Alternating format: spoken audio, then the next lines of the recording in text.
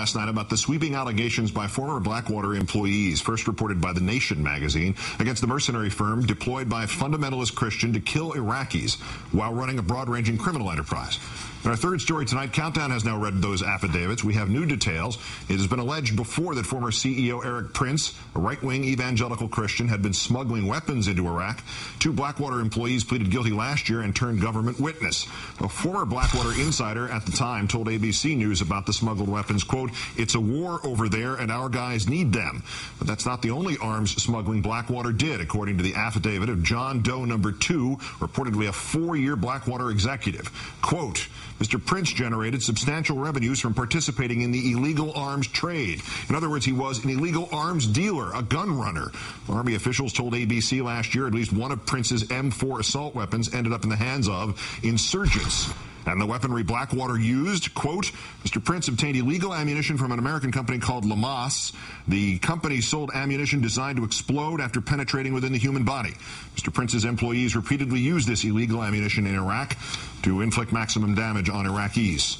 Responding in a statement, Blackwater, which now calls itself Z, spelled X-E, called these accusations slander and said it looks forward to fighting them in a court case, for which, by the way, it is seeking a gag order.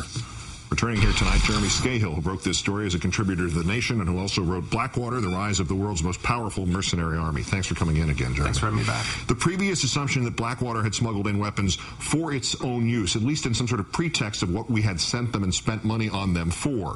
Where does that stand now? Right. Well, let's remember that Eric Prince has modeled his company after the United States military. He had a security division. He has his own private CIA called Total Intelligence Solutions, which is headed by Bush's former head of counterterrorism, the man who was charged with finding bin Laden and failed to do so. He's now running Prince's private CIA. Prince also has a fleet of private planes. And one of the allegations that we have here is that Prince was using his private planes to bring weapons into Iraq without the U.S. military being aware of it. They were wrapping them in some kind of plastic wrap, and they were stored in dog food bags. Now, John Doe number 1, who was in the Marines and then served as a security operator for Blackwater, said right when he got there to work for Blackwater, one of the first things he saw in the Blackwater armory was people removing weapons out of these dog food bags.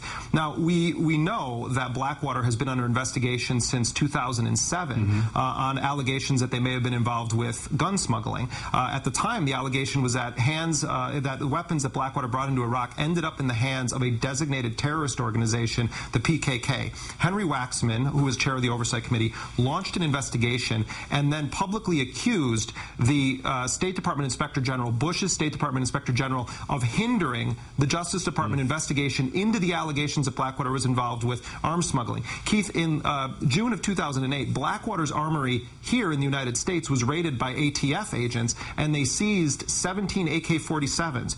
You can't have an AK-47 unless you're military active duty, you're some kind of government official, or you're law enforcement. So now that, combined with this testimony, really begs for a very serious investigation of Blackwater and weapons. And so does this story about the exploding bullets. I mean, we know now about them.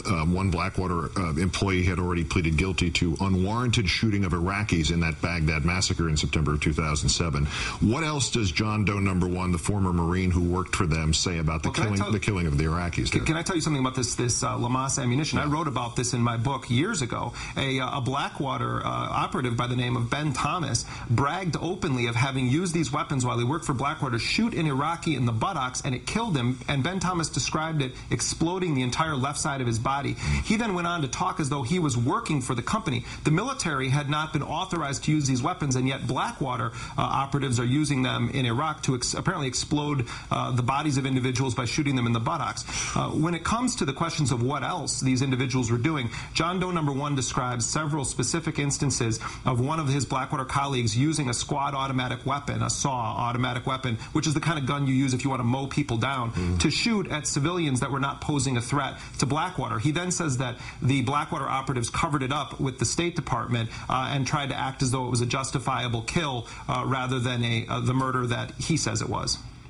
You use the term hot wash Right. I mentioned it yesterday without really going into explanation of it. Can you provide that explanation? Well, Keith, you're a sports guy. After a basketball game, you know the team sometimes gets together and they watch videotape of the game. The military, they do the same thing. A hot wash is basically when the soldiers get together after action, usually when bullets are fired, and they go over what happened during the course of that action. In Blackwater's case, they had videotaped these actions. They would watch them, and then they would take the hot wash and then they would turn it into a whitewash. They would essentially erase the videotapes, according to John Doe number 1, and then not pass them on to the State Department. What it sounds like is that he's alleging that they were killing civilians who were not posing a threat to Blackwater, and then covering up what were essentially extrajudicial killings or executions, and then covering it up to the State Department when they would be asked about it. Is there, and it just occurs to me now, is there an implication in this between what we know, that nothing provoked what happened in the square in Baghdad in 2007? Is there an implication here that or other events that these people participated in, shooting people for practice? Was it practice? Nicer Square doesn't seem like it was shooting people for practice. I have heard that people go out on these practice runs and they brag of killing ragheads or hajis, as they call them, using very racist, derogatory terms. And one of the allegations against Prince is that he knowingly sent men over there that he believed would participate in his war against Islam and his quest to, quote, eliminate Muslims, in the words of John Doe number 2. These are very, very serious allegations. The last thing I'll say, though, Keith, is we can talk about Blackwater until we're blue in the face. Who deployed Blackwater? Yeah. Who hired Blackwater? Who, unfortunately, President Obama continues to pay Blackwater millions of dollars on the federal payroll. The mind reels. Jeremy Scahill of The Nation and the author of the definitive work on this company. Again, thank you for coming in. Thanks for having me.